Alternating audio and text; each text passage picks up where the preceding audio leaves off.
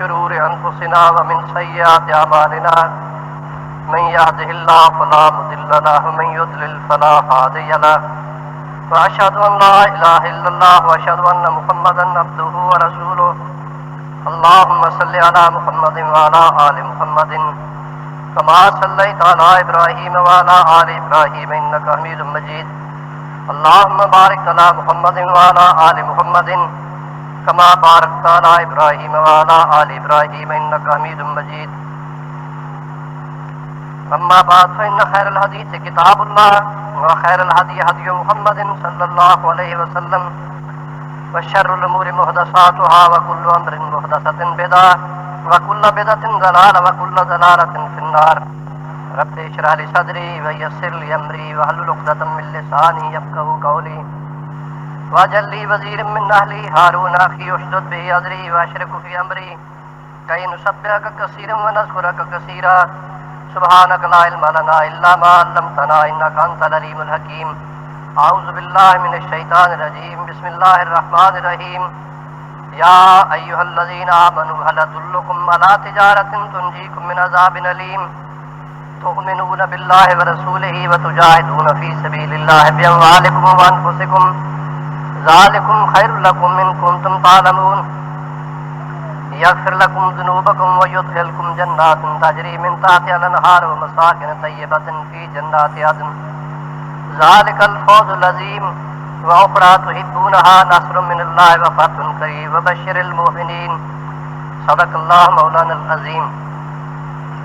یہ سورہ صف کی 3 آیتیں آپ کے سامنے پیش کی ہیں۔ ارشاد باری تعالی ہے کہ اے ایمان لانے والو، کیا میں تمہاری رہنمائی ایک ایسی تجارت کی طرف نہ کروں تنجیکم من عذاب علیم، جو تمہیں دردناک عذاب سے نجات عطا کرے۔ تؤمنون باللہ ورسولہ، تم اللہ اور اس کے رسول پر ایمان لاؤ۔ وتجاہدون فی سبیل اللہ، اور اللہ کی راہ میں جہاد کرو، باموالکم وانفسکم، اپنے مالوں کے ذریعے سے، اپنی جانوں کے ذریعے سے۔ ذالکم خیر لکم ان کنتم تعلمون، یہ تمہارے لیے بہتر ہے اگر تم اس بات کو سمجھتے ہو۔ یغفر لکم ذنوبکم،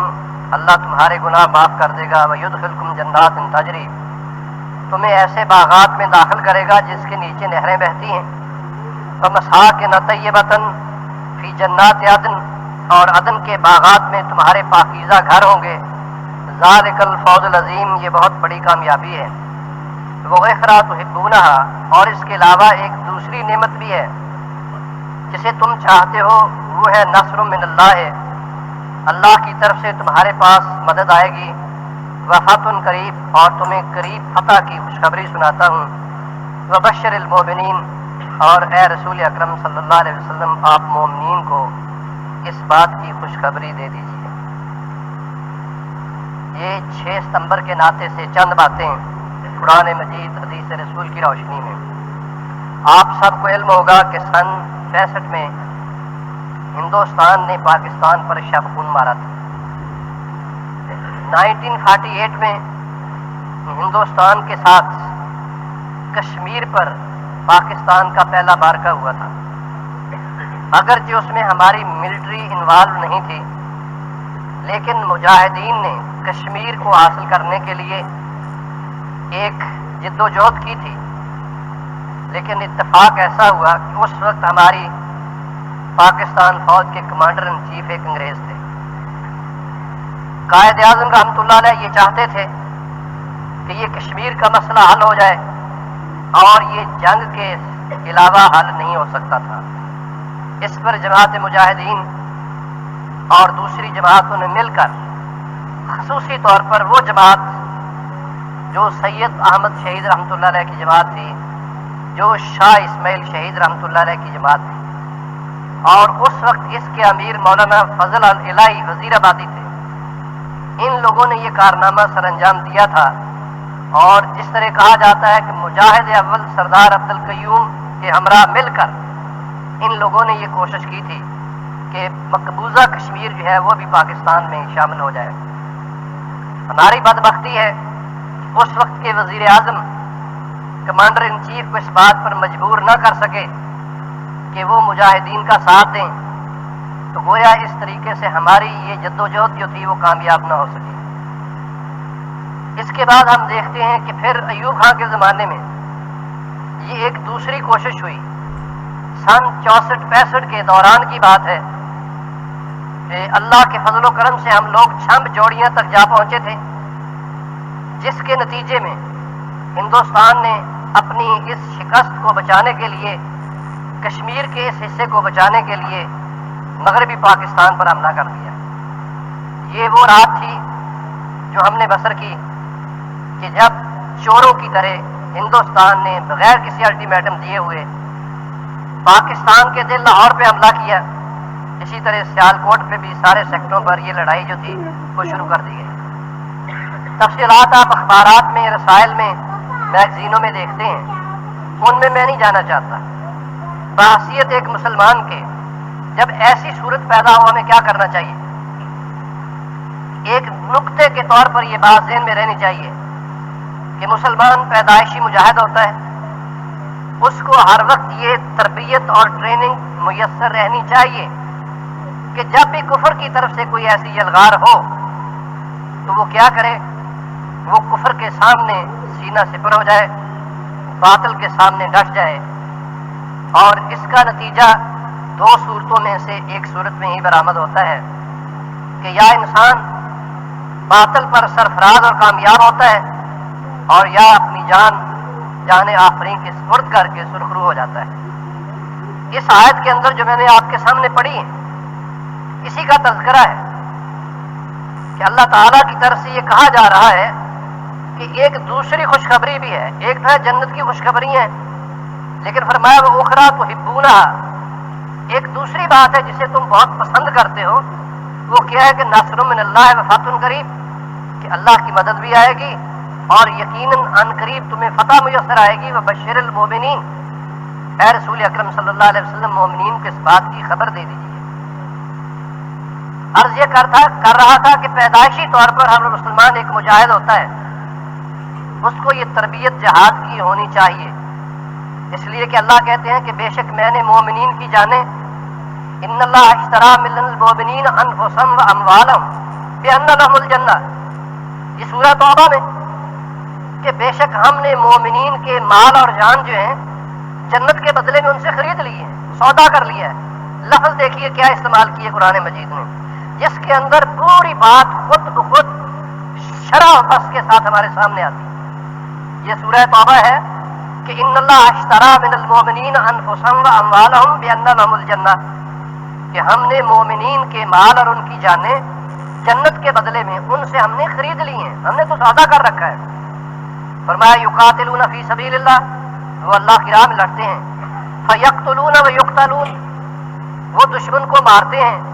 اور خود بھی شہید ہوتے ہیں۔ فرمایا وعدن علیہ حقا فی التورات، یہ اللہ تعالیٰ کا وعدہ ہے، یہ تورات میں بھی اسی طرح سچ تھا، انجیل میں بھی اسی طرح سچ تھا، والقرآن، اور قرآن میں بھی اسی طرح سچ ہے۔ ومن اوفی بعہدہ من اللہ، تو جس نے اللہ سے اپنے اس وعدے کو پورا کیا تو فرمایا فاستبشروا بیعکم الذی، تم خوش ہو جاؤ اپنی اس تجارت سے جو تم نے اللہ سے کی ہے، اور وہ کیا ہے؟ وذالک هو الفوز العظیم، اور یہ بہت بڑی کامیابی ہے۔ سورہ صف کی آیت کے اندر بھی فرمایا کہ ہم تمہیں ایسے باغات میں داخل کریں گے جن کے نیچے نہریں بہتی ہیں،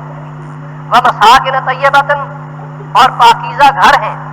فی جنات عدن، عدن کے باغات میں، ذالک الفوز العظیم، یہ بہت بڑی کامیابی ہے۔ اب دیکھیے ان دو آیات کی نسبت سے جو بات ہمارے سامنے آتی ہے وہ یہ ہے کہ مسلمان پیدائشی مجاہد ہوتا ہے، اللہ نے ایک مومن کی جان کا، اس کے مال کا سودا جو ہے وہ جنت کے بدلے میں کر رکھا ہے۔ کوئی یہ نہیں کہ آج کوئی پیمان باندھیں گے، آج کوئی عہد کریں گے، پیدائشی طور پر اللہ کہتے ہیں کہ یہ میں نے پہلے سے سودا کیا ہوا ہے۔ وہ مسلمان تورات کے زمانے کے ہوں، وہ مسلمان انجیل کے زمانے میں ہوں، وہ مسلمان زبور کے زمانے کے ہوں، وہ مسلمان قرآن کے زمانے کے ہوں، یعنی ہر زمانے کے مسلمانوں سے اللہ تعالیٰ کا یہ پیمان ہے، یہ عہد ہے۔ یہاں سے ایک نقطہ ہمارے سامنے آتا ہے، وہ نقطہ یہ ہے کہ اس دنیا میں پنپنے کے لیے، اس دنیا میں زندہ رہنے کے لیے، اس دنیا میں باطل کے مقابلے پر ڈٹ جانے کے لیے یہ اللہ تعالیٰ کا مسلمانوں کو پیغام، ہر دور کے مسلمانوں کو اللہ کا یہی پیغام۔ تو اس اعتبار سے میرے دوست، ہمیں ہر وقت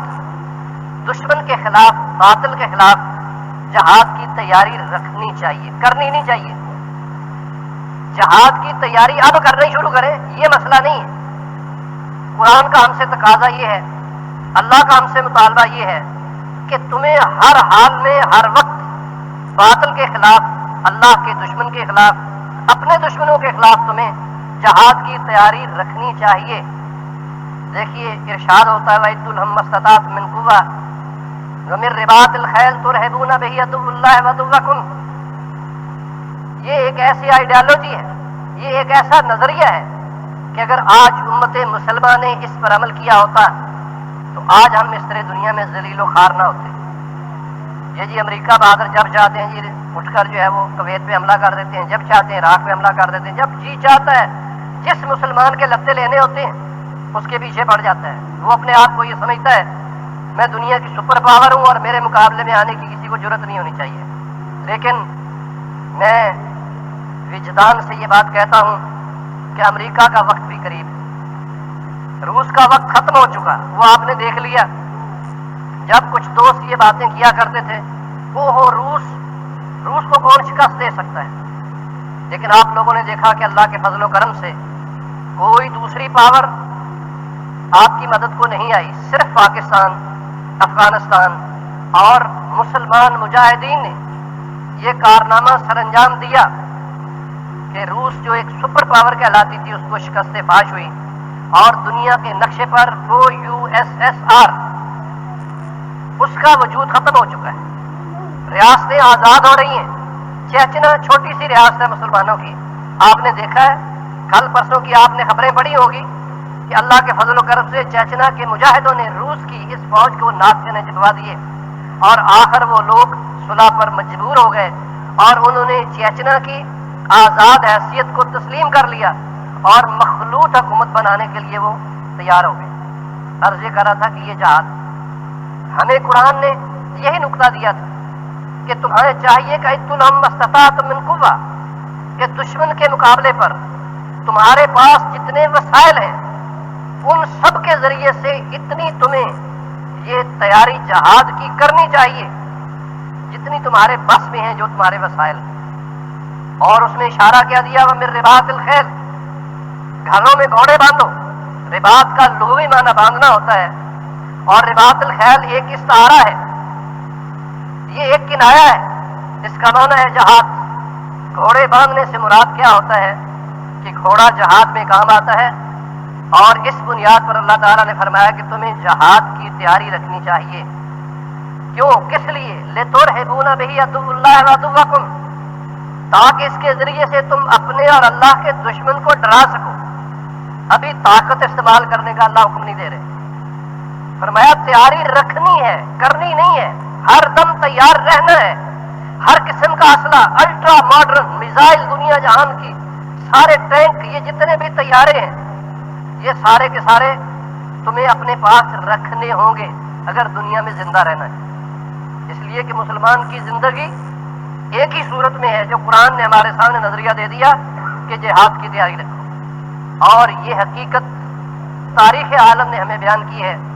کہ جب بھی مسلمانوں نے تلوار اٹھائی اللہ کے فضل و کرم سے یہ سرفراز ہوئے، اور جب سے ہم نے طاؤس و رباط کو اختیار کیا، جب سے ہم موسیقی کے چکر میں پڑ گئے، جب سے ہم محو موسیقی کے چکروں میں گم ہو گئے، اس وقت ہماری متاع غم گشتہ جو تھی وہ ہم سے ختم ہو گئی۔ آپ لوگوں نے دیکھا کہ اللہ کے فضل و کرم سے یہ 6 ستمبر کا مارکا 1 اور 6 کی نسبت تھی، اور دنیا دیکھ رہی تھی کہ یہ مسلمان تھوڑے سے اور ہندوستان کی اتنی قاہرانہ قوت اور اس کی بیک پر روس کی پوری قوت، تو یہ پاکستان کیا کرے گا؟ لیکن الحمدللہ یہ جو آپ اسی GT روڈ پہ جاتے ہیں، یہاں آپ میجر عزیز بھٹی شہید اور ان کے دوستوں کے کارنامے یہ آپ سنتے رہتے ہوں گے۔ میری ایک درخواست ہے، کتاب ہے میجر اصغر علی گورال صاحب کی کتاب ہے، اور یہ 1965 کی جنگ کے بارے میں ہے، بہت صحیح اعداد و شمار کی بنیاد پر۔ کچھ باتیں افسانوی ہوتی ہیں، کچھ ناولانہ بھی ہوتی ہیں، لیکن حقائق کی بنیاد پر جو کتاب میری نظر سے گزری ہے وہ اصغر علی گورال کی کتاب ہے۔ میں سمجھتا ہوں یہ ہر گھر میں ہونی چاہیے، ہمارے اسکول کالج کے بچوں کو یہ پڑھنی چاہیے تاکہ ہمیں ہمارا ماضی یاد رہے، اس لیے کہ آج کل ہم اپنے ماضی سے کٹتے جا رہے ہیں۔ یہ 6 ستمبر کا مارکا یہ پاکستان کی تاریخ میں ایک بہت بڑا مارکا ہے کہ ہم نے اپنے سے 6 گنا دشمن کو اس حالت میں اللہ کے فضل و کرم سے شکست دی کہ بغیر کسی الٹیمیٹم کے وہ یہاں آپ کے باٹا پور تک آ چکے تھے۔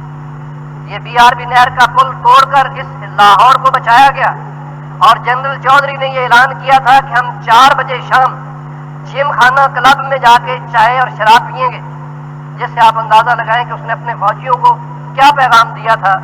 کہ جنرل چودھری جو ان کا کمانڈر ان چیف تھا، اس نے کہا تھا کہ رات کو شب خون انہوں نے مارا، اور ان کا ٹارگٹ یہ تھا کہ ہم لاہور جم خانہ کلب میں مار روڈ پر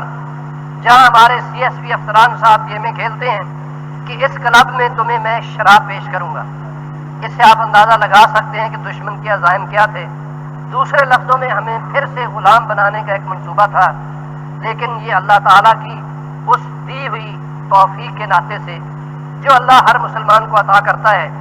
ہماری فوج نے ایک ایسا کارنامہ سر انجام دیا کہ وہ دشمن جس بری نیت سے آیا تھا اس کو پسو پڑے، اور آخر کار وہ جا کے اقوام متحدہ میں چیخا اور چلایا کہ ہمیں مسلمانوں سے بچاؤ۔ یہ آپ اندازہ لگائیں کہ خود اس نے جنگ شروع کی، بغیر کسی الٹیمیٹم پاکستان پر حملہ کیا، اور آخر کار 11 دنوں کے بعد خود جا کے اقوام متحدہ کے اندر اس نے چیخ و پکار کی کہ ہم تو مارے گئے۔ ہمیں کس قوم سے واسطہ پڑا؟ عرض یہ کر رہا تھا یہ ہماری تاریخ کا ایک حصہ ہے، اس کو بھولنا نہیں چاہیے، اس لیے کہ ماضی ہمیں ہمیشہ اپنے مستقبل کی تعمیر کا حکم سناتا ہے۔ یہ خالد بن ولید رضی اللہ تعالیٰ عنہ، طارق بن زیاد، محمد بن قاسم، وہ کارنامے جو ہمارے پرانے مسلمانوں نے سر انجام دیے تھے، یہ ان کی یاد ایک دفعہ ہم دیکھتے ہیں کہ پھر تازہ ہوئی، اور ایسے اس مارکے کے اندر واقعات ہمارے سامنے آتے ہیں کہ انسان کی عقل دنگ رہ جاتی ہے کہ ایک آدمی 6 دن تک بھوکا ہے، محاذ پر ڈٹا ہوا ہے، اس کے افسر کہتے ہیں کہ پیچھے آ جاؤ، وہ اس کے افسر کہتے ہیں کہ تھوڑا سا آرام کر لو، اس کے افسر کہتے ہیں کہ کھانا کھا لو، اس سے افسر کہتے ہیں کہ ناشتہ کر لو، وہ کہتا ہے مجھے اس چیز کی کوئی ضرورت نہیں، نہ مجھے فرصت، نہ اس نے 6 دن ریسٹ کی، 6 دن 6 راتیں دشمن کے مقابلے پر اس انداز سے ڈٹا رہا کہ آخر اللہ تعالیٰ کی طرف سے وہ شہادت کے مقام پر سرفراز ہوا۔ اس مجاہد کا نام عزیز بھٹی شہید ہے، اور آپ نے وہ یادگار اس کی یہ BRB نہر کے کنارے دیکھی بھی ہوگی۔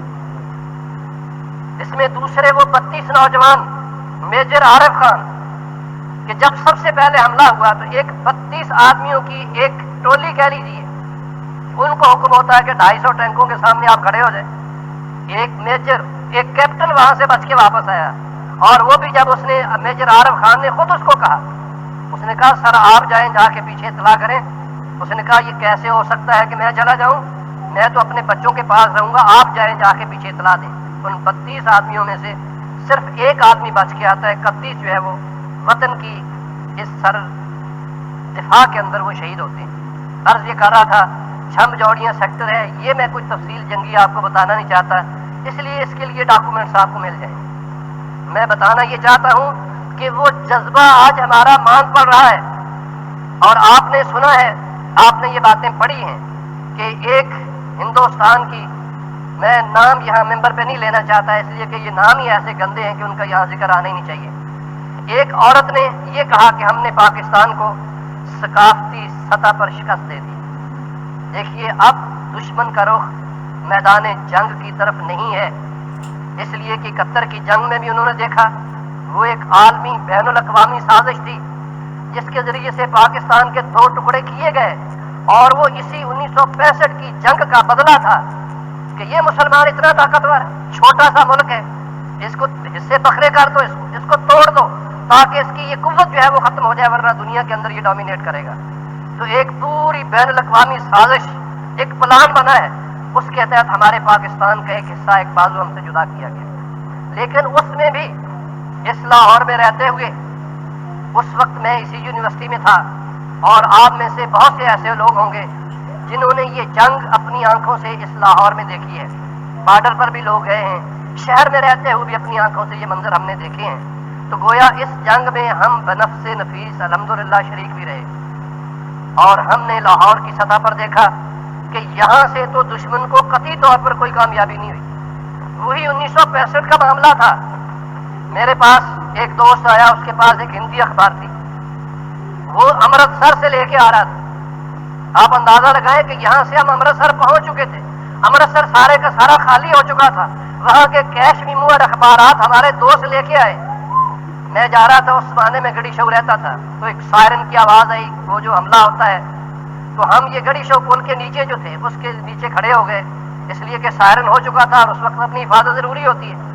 وہاں وہ میں نے ورقہ جو تھا ایک دوسرے آدمی کو دکھایا، وہ پرانا آدمی تھا، ریلوے کا ملازم، وہ ہندی جانتا تھا. اس نے مجھے پڑھ کے بتایا کہ یہ اخبار جو ہے اس کے اندر یہ فلمی صفحہ ہے، اس میں یہ فلاں نام لکھے ہیں، ان کے اداکاروں کے نام. عرض یہ کر رہا تھا کہ 1971 کی جنگ میں بھی اللہ کے فضل و کرم سے مغربی پاکستان کی حد تک دشمن کو قطعی طور پر کوئی کامیابی نہیں ہوئی، لیکن مشرقی پاکستان جو 1000 میل ہم سے دور تھا، اور جس طریقے سے دشمن نے وہاں پلاننگ کی تھی اور روس کی پوری قوت کارا ان کی بیک پر تھی، اور ہماری فوج کو اس سرے سے لڑنے ہی نہیں دیا گیا. جنرل ٹکا خان صاحب وہاں تھے، آپ کو پتا ہے کہ ان کو فوری طور پر پاکستان واپس بلا لیا گیا. اور یہ عبداللہ نیازی صاحب ٹائیگر ہیں جی، تو ان کو وہاں بھیجا گیا، اس لیے کہ لوگ کہتے تھے اگر ٹکا خان وہاں رہتا یہ شہید تو ضرور ہو جاتا ہے، جان تو ضرور دے دیتا، لیکن 1 انچ پیچھے نہ ہٹتا. بہرحال میں نے آپ سے عرض کیا کہ یہ ہیں سازشوں کی باتیں، ورنہ مسلمان نے لڑائی کے میدان میں کبھی مار نہیں کھائی. تو اس اعتبار سے میری گزارش آپ سے یہ ہے کہ اسلام ہمیں اس بات کا سبق دیتا ہے کہ جہاد کی تیاری رکھنی ہے، کرنی نہیں ہے. اب دشمن کی نظریں کس طرف ہیں؟ اب دشمن کی نظریں ہمارے ساتھ میدان جہاد میں یا میدان میں لڑنے کی نہیں ہیں، نہ دشمن لڑ سکتا ہے. اللہ کے فضل و کرم سے دشمن کو یہ پتہ چل گیا ہے کہ اس پاکستان کے ساتھ لڑائی میدان جہاد میں نہیں ہو سکتی. اس نے اب دوسرے فیلڈ اختیار کیے ہیں. جیسے اس عورت نے کہا کہ ہم نے ثقافتی سطح پر پاکستان کو شکست دے دی ہے، کبھی ہم نے سوچا یہ ثقافتی سطح کیا ہے؟ یہ NTM ہے، یہ PTV ہے، اور یہ ڈش اینٹنا ہے، یہ VCR ہے. جو کلچر ان لوگوں نے اپنے ملک میں ڈیولپ کیا، ان کا کوئی دین نہیں، ان کا کوئی ایمان نہیں. اگر ان کا دین ایمان ایسا ہے تو ان کو بے حیائی، فحاشی اور یعنی ہر قسم کی ان کو اجازت ہے، لیکن ہمیں اسلام نے ان باتوں کی اجازت نہیں دی. لیکن مسلمان بڑا سہولت پسند بنتا جا رہا ہے، اس لیے کہ اللہ نے جو دولت دی ہے اس کے ناطے سے یہ ساری چیزیں ہمارے گھروں میں آ چکی ہیں. اب ہم گھر میں بیٹھ کے امریکہ بھی دیکھتے ہیں، اب ہم گھر میں بیٹھ کے جرمنی بھی دیکھتے ہیں، اب گھر میں بیٹھ کے برطانیہ بھی نظر آتا ہے، اب گھر میں بیٹھ کے زی TV بھی نظر آتا ہے. یہ ہے ثقافتی الغار، یعنی جس چیز سے مسلمان کو روکا گیا اب دشمن نے یہ سمجھا ہے کہ میدان جہاد میں اس کو یہ جو ہم شکست نہیں دے سکتے. اور وہ ضیاء الحق مرحوم کا زمانہ کہ جب پوری ہندوستان کی فورسز آپ کے بارڈروں پہ جمع ہو چکی تھیں، ایک تیسری وار کا خطرہ تھا. لیکن جب ضیاء الحق مرحوم نے جا کے راجیو گاندھی سے ملاقات کی، کرکٹ ڈپلومیسی آپ کے علم میں ہے، ٹائمز رسالے میں آئی باتیں، یورپین اخباروں نے ساری لکھی کہ ضیاء الحق نے صرف کرکٹ ڈپلومیسی کے ذریعے سے یہ جنگ جیت لی. 21 ارب روپیہ ہندوستان کا اس بات پہ خرچ ہوا تھا کہ بیرکوں سے نکل کر اس کی فوجیں پاکستان کے سارے بارڈر پہ آ گئی تھی. میں نے اخبارات میں خود پڑھا کہ جب فوجیں واپس گئی ہیں تو قومی اسمبلی کے اندر راجیو گاندھی کو جوتیاں پڑیں اس بنیاد پر کہ ہمارا 21 ارب روپیہ تم نے برباد کر دیا. یہ فوج کا ایک اصول ہوتا ہے کہ جب وہ بیرکوں سے باہر آتی ہے تو اپنا مقصد حاصل کیے بغیر واپس نہیں جاتی. لیکن یہ پہلی دفعہ ایسا ہوا ہے کہ ہندوستان اپنی بدنیتی کے ساتھ ہمارے بارڈر پہ آیا تھا. ضیاء الحق صاحب نے کہا کہ اگر یہ مجھے کرکٹ دیکھنے کی دعوت دیں گے میں چلا جاؤں گا. ان لوگوں نے سمجھا کہ ایسے ہی یہ اس کی بات ہے، انہوں نے دعوت دے دی. ضیاء صاحب وہاں پہنچ گئے، وہاں جا کے انہوں نے ایک بات کی، اب تو یہ سارے اخبارات رسائل میں ساری دنیا کے سامنے آ چکی ہے. تو راجیو گاندھی کے ساتھ جب انہوں نے کوئی چائے وغیرہ پی تو انہوں نے راجیو گاندھی سے جو جملے کہے وہ نقل شدہ ہیں، انورٹڈ کاماز میں ہیں سارے کے سارے. انہوں نے کہا راجیو صاحب آپ کا ملک بڑا ہے، آپ ہم سے زیادہ طاقتور ہیں، آپ کی فورسز ہمارے بارڈر پہ آ چکی ہیں، ہم چھوٹا ملک ہیں، ہماری فورسز تھوڑی ہیں، لیکن جو تواضع آپ کی ہو سکی وہ ضرور کریں گے، جو تواضع آپ کی ہو سکی وہ ضرور کریں گے۔ لیکن ایک بات یاد رکھنا کہ میرے پاس وہ پٹاخہ بھی ہے جی، جو ہیروشیما پہ گرایا گیا تھا، جو ناگاساکی پہ گرا تھا، یاد رکھنا کہ میرے پاس وہ پٹاخہ بھی ہے۔ تو دیکھنے والوں نے کہا کہ اسی وقت راجیو گاندھی کے پسینے چھوٹ گئے، اور اس محفل سے نکلتے اس نے جو سب سے پہلا کام کیا وہ یہ تھا کہ فورسز کو فوری طور پر واپس بلایا جائے۔ تو لوگوں نے کہا کہ ضیاء الحق نے ایک گولی چلائے بغیر جنگ جیت لی۔ عرض یہ کر رہا تھا یہ ہے قرآن کا فلسفہ، وَإِذْ لَهُمْ مَا اسْتَطَعْتُم مِّن قُوَّةٍ وَمِن رِّبَاطِ الْخَيْلِ تُرْهِبُونَ بِهِ عَدُوَّ اللَّهِ وَعَدُوَّكُمْ، کہ دشمن کے لیے جنگ کی اتنی تیاری کرو، اتنا اسلحہ رکھو، اتنا تمہارے پاس ساز و سامان ہونا چاہیے کہ وہ تمہاری طرف آنکھ اٹھا کر دیکھنے کی جرت نہ کرے، اور ہم اللہ کے فضل و کرم سے اس کا تجربہ کر چکے ہیں، ورنہ ہندوستان آپ کو کبھی نہ چھوڑتا ہے۔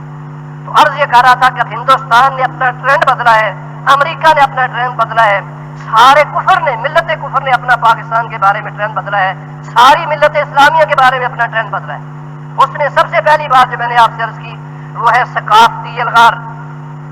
اور یہ اتنی زیادہ ہے کہ ہمیں گھر بیٹھے ہوئے اس کا اندازہ نہیں ہے میرے دوست۔ میں نے ایک دن پہلے بھی آپ کو علامہ اقبال رحمۃ اللہ علیہ کا شعر سنایا تھا، آج تجھ کو بتاؤں میں تقدیر امم کیا ہے، شمشیر و سنا اول طاؤس و رباب آخر۔ ساری ملت اسلامیہ کی، ساری دنیا کی تاریخ کا نقشہ ایک دو مصروں کے اندر علامہ اقبال رحمۃ اللہ علیہ نے ہمارے سامنے کھینچ کے رکھ دیا کہ میں تمہیں بتاتا ہوں کہ امت کی تقدیر کیا ہوتی ہے، امتیں کیسے پروان چڑھتی ہیں، کیسے ان کو عروج نصیب ہوتا ہے، کس طریقے سے دنیا کے اندر یہ پروان چڑھتی ہیں۔ کہتے ہیں کہ جب شمشیر و سنا کوئی قوم تھام لیتی ہے اپنے ہاتھ میں، اس کو اللہ تعالیٰ دنیا میں عروج عطا کرتا ہے، اور جب وہی قوم طاؤس و رباب پہ آ جاتی ہے، یہ جتنے بھی ثقافتی الغار ہمارے گھروں میں آئی ہوئی ہے، جب اس تساہل میں، غفلت میں، یہ رقص و سرود کی محفلوں میں قوم گم ہو جاتی ہے، تو اس قوم کا زوال جو ہے اس کا مقدر بن جاتا ہے۔ یہ علامہ اقبال رحمۃ اللہ علیہ ہمارے سامنے پوری ملت اسلامیہ نے پوری دنیا کی تاریخ کا نقشہ کھینچ دیا۔ اب پریکٹیکلی اسپیکنگ جب آپ تاریخ کے اور آپ کو پلٹیں گے، آپ کو یہ بات سمجھ میں آئے گی کہ دلی جو ہے اس پر کس طریقے سے نادر شاہ نے حملہ کیا تھا اور اس کا انجام کیا ہوا۔ دلی جو ایک شہر تھا عالم میں انتخاب، ہم رہنے والے ہیں اسی اجڑے دیار کے جی، عالم میں انتخاب تھا، پایا تخت ہوتا تھا ہمارے مغل حکمرانوں کا، اور آپ دیکھیے افغانستان سے نکلی ہوئی یہ قوم کہاں تک پہنچی، پورے ہندوستان پہ غلبہ، پورے ہندوستان میں اسلام۔ آپ اندازہ تو لگائیں، ہماری یہ شان تھی، ہماری یہ قوت تھی، ہماری یہ شان و شوکت تھی، لیکن اس کے بعد پھر کیا ہوا کہ جب قوم اپنی اس جہاد کی تربیت کو کھو بیٹھی، اللہ اور اس کے رسول صلی اللہ علیہ وسلم کے بتائے ہوئے اصولوں سے دور ہو گئی، اور سنا یہی گیا، پڑھا یہی گیا کیا کہ دلی کے رہنے والے لکھنؤ کے بانکے آپ نے سنے ہوں گے کہ اس زمانے میں نوجوان کالجوں یونیورسٹیوں کے طلباء ان کی صورتیں بدل گئیں۔ یہ اب بھی آپ دیکھتے ہیں کہ مغرب کی طرح یہاں لوگوں نے گتے بنانی شروع کر دی ہیں۔ ہماری یونیورسٹی میں لوگ موجود ہیں کیا جی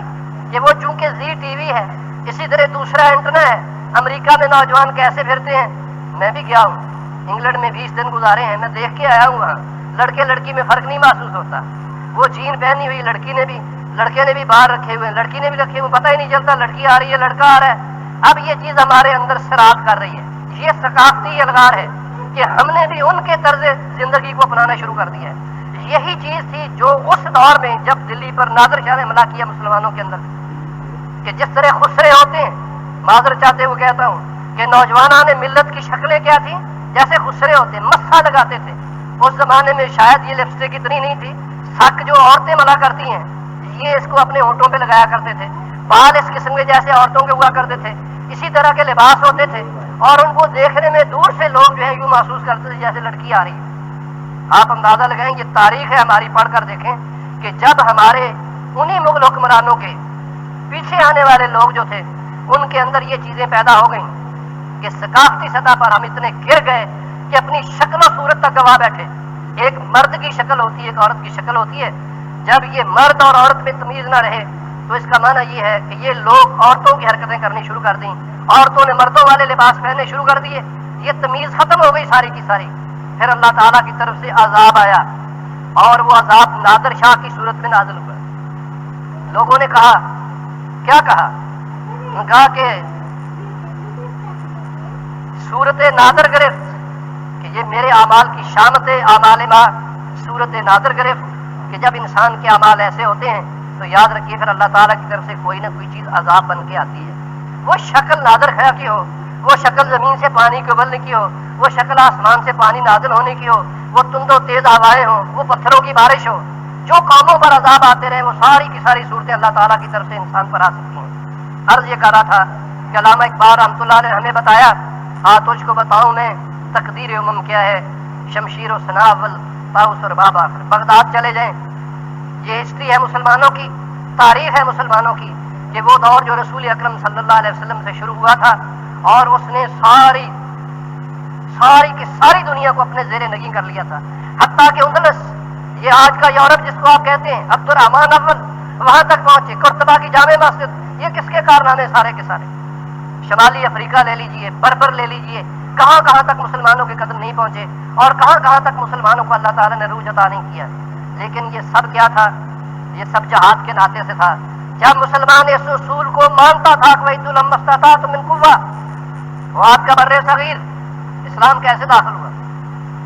تو ہمارے نصاب میں موجود ہے، مطالعہ پاکستان کے نصاب میں موجود ہے کہ اس بر صغیر کے اندر اسلام دو طرف سے آیا ہے۔ ایک یہ باب الاسلام جسے آپ سندھ کہتے ہیں،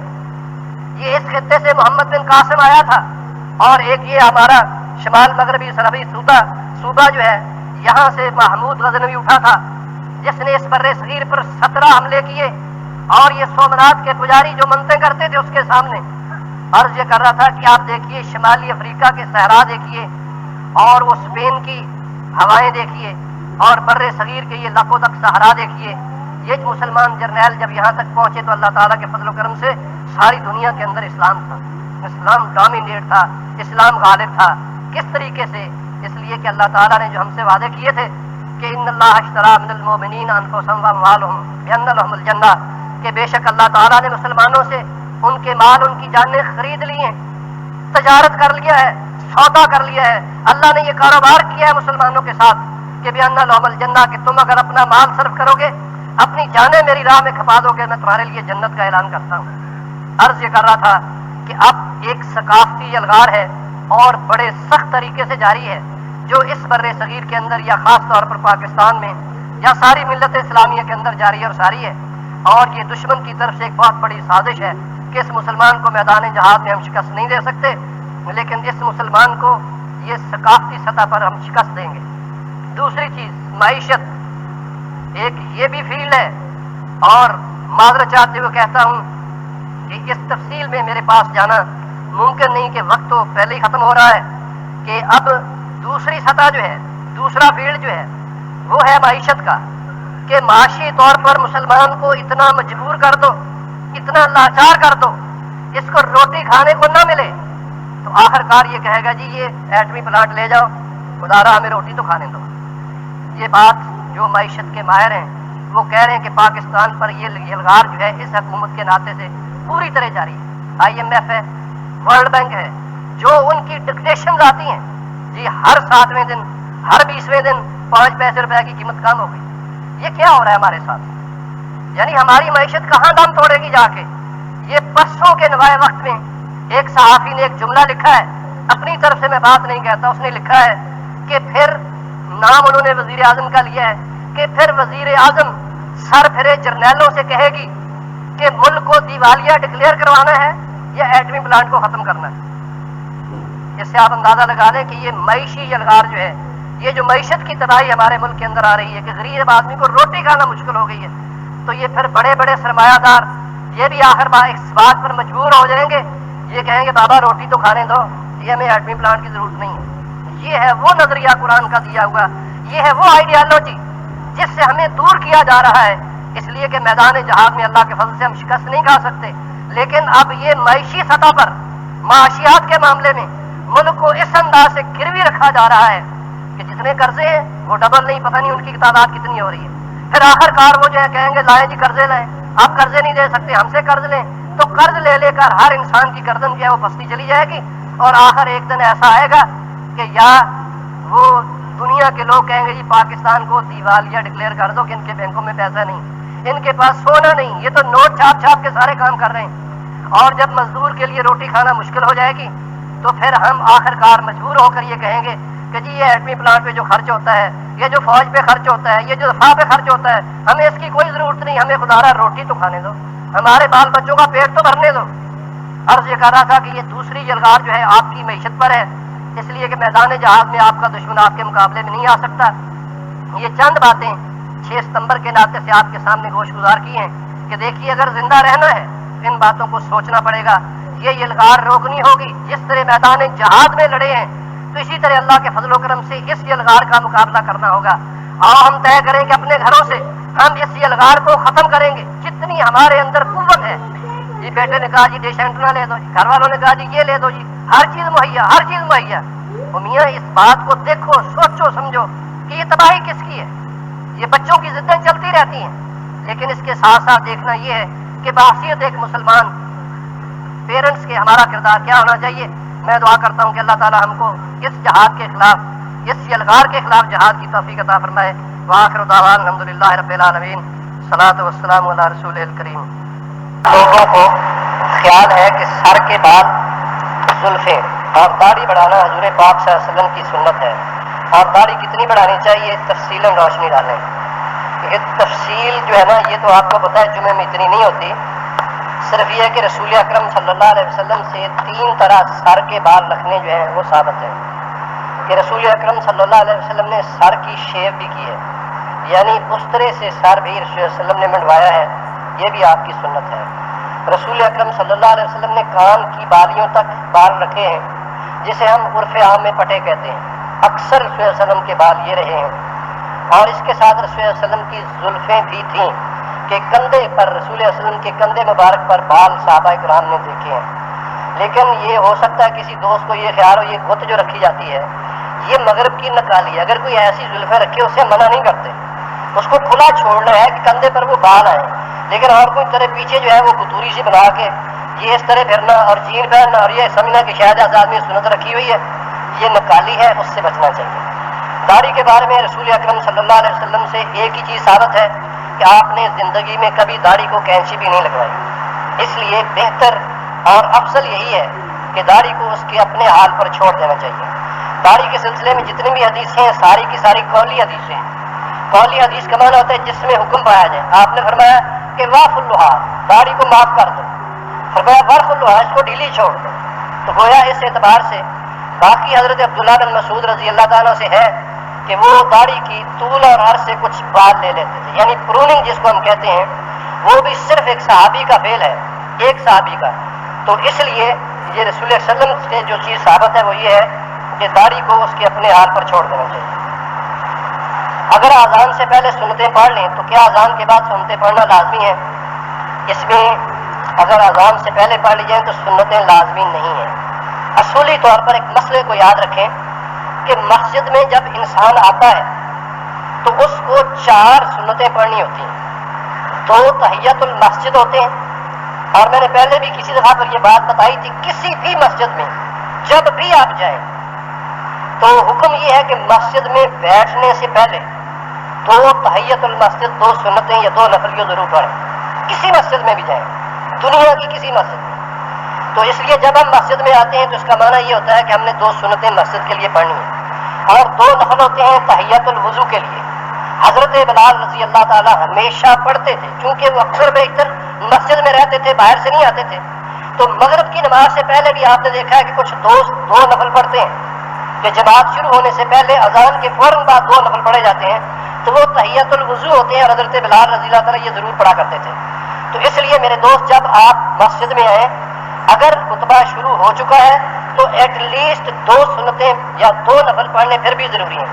حدیث میں آتا ہے کہ ایک صحابی تشریف لائے، صلی اللہ علیہ وسلم خطبہ دے رہے تھے، وہ آ کے سامنے بیٹھ گئے، آپ نے خطبے کو روک کر پوچھا کہ بھائی آپ بیٹھ کیوں گئے؟ عرض کیا جی میں آپ کا خطبہ سننے کے لیے۔ آپ نے فرمایا نہیں، پہلے کیا کرو، صلی رکعتین خفیفتین، کہ پہلے 2 ہلکی سی رکعتیں پڑھ لو۔ تو ثابت یہ ہوا کہ خطبہ بھی ہو رہا ہو تو 2 رکعتیں پڑھ کے پھر بیٹھنا چاہیے۔ پھر اگر آپ جیسے وقفہ ہوتا ہے اس میں پڑھنا چاہیں تو یہ کوئی پابندی نہیں ہے کہ آپ پھر نہیں پڑھ سکتے، پھر تحیۃ اللہ آپ وضو پڑھ سکتے ہیں. تو اس لیے اگر اذان ہو بھی جائے، پہلے آپ پڑھ چکے ہیں تو دوبارہ پڑھنے کی ضرورت نہیں. دوسرا سوال ہے تہجد کے لیے سونا ضروری ہے؟ تہجد کے لیے سونا ضروری نہیں ہے. اگر آپ بالفرض کسی کام میں مشغول ہیں، تہجد کا ٹائم ہو گیا، 12 بج چکے ہیں، رات آدھی بیت چکی ہے، اس کے بعد تہجد کا ٹائم شروع ہو چکا ہے، تو آپ اس میں تہجد پڑھ کے بھی سو سکتے ہیں. اور رمضان شریف میں جو ہم تراویح پڑھتے ہیں، دلیل یہ ہے کہ جو رمضان شریف میں ہم تراویح پڑھتے ہیں وہ بغیر سوئے ہی پڑھتے ہیں، اور رمضان شریف میں وہی تہجد ہوتی ہے. 18 سے یہی ثابت ہے. یہ جو ہم لنڈے کے کپڑے جو انگریزوں یا یہودیوں کا اترن ہوتا ہے یہ پہنتے ہیں، کیا یہ غیر مسلم کا اترن پہننا جائز ہے؟ حالانکہ یہ قیمت دے کر پہنا جاتا ہے. دیکھیے کپڑا ان معنوں میں جائز ہے کہ اس کو صاف اور پاک کر لیا جائے، اس لیے کہ مال غنیمت میں جب بھی یمنی چادریں آئی ہیں اور یورپ کا مال آیا ہے تو رسول اکرم صلی اللہ علیہ وسلم کے صحابہ نے باقاعدہ اس کو تقسیم کیا ہے، اس کو استعمال کیا ہے. کاٹ کر اگر تقسیم کرنا پڑا، چادریں تھیں تو حضرت عمر رضی اللہ عنہ نے اپنا کرتا بنایا تھا، باقی صحابہ نے بھی بنایا تھا. تو شام فطر فتح ہوا، مصر فتح ہوا، یونان فتح ہوا، یہ سب جتنے بھی مال غنیمت چیزیں آتی جا رہی ہیں مسلمان اس کو استعمال کرتے رہے ہیں، اور رسول اللہ نے اس کی اجازت دی، خود رسول اللہ صلی اللہ علیہ وسلم نے بھی اس کو استعمال کیا ہے. تو بہرحال یہ تو آپ خرید کے پہنتے ہیں، اس لیے اس کو پاک صاف کر لینا جو ہے یہ لازمی اور ضروری ہے. عرض ہے کہ زیادہ تر لوگ دوران خطبہ متوجہ نہیں رہتے، براہ کرم خطبے کے آداب بیان فرمائیے. یہ انشاءاللہ کسی وقت عرض کروں گا. اس کے بعد کچھ یہ اعلانات ہیں کہ ایک مریض جو پنجاب انسٹیٹیوٹ آف کارڈیالوجی کے کارڈیکل سرجری وارڈ میں زیر علاج ہے، اسے او پازیٹیو گروپ کے خون کی اشد ضرورت ہے. جن حضرات کے خون کا گروپ او پازیٹیو اور وہ خون کا عطیہ دینا چاہیں وہ درج ذیل کمروں میں رابطہ کریں. 41 یو ہال امجد فراز صاحب اور 91 قائد اعظم حال حافظ عمران شہزاد صاحب. تو دوبارہ سن لیں کہ وہ پازیٹیو اس کو وفات پا گئے. نفرت کے لیے خصوصی دعا فرمائیں کہ اللہ تعالیٰ نے جنت الفردوس میں جگہ عطا فرمائے. آمین. قاری صاحب سے درخواست ہے ان کے لیے خصوصی دعا کریں. اس کے ساتھ ایک دوسرا اعلان ہے کہ میں نے آپ سے وعدہ کیا تھا یہ پیارے رسول کی پیاری دعائیں، اس میں بہت ساری دعائیں ہیں صبح شام کی، اور پچھلی دفعہ ایک دوست نے قرض کے سلسلے میں دعا کی درخواست کی تھی اور وہ غالباً آئے بھی تھے، وہ دعائیں بھی اس کے اندر موجود ہیں. تو میری درخواست ہے، یہ ہمارے دوست چودھری عبد الرشید صاحب لے کے آئے ہیں، تو ہر گھر کا ایک فرد جانے سے پہلے یہاں سے ایک نسخہ لے لیں، اس لیے کہ اگر ایک گھر میں 4 4 6 6 نسخے ہوں گے تو اس وقت اتنے موجود نہیں ہیں. پھر بھی وعدہ ہے کہ انشاءاللہ جب بھی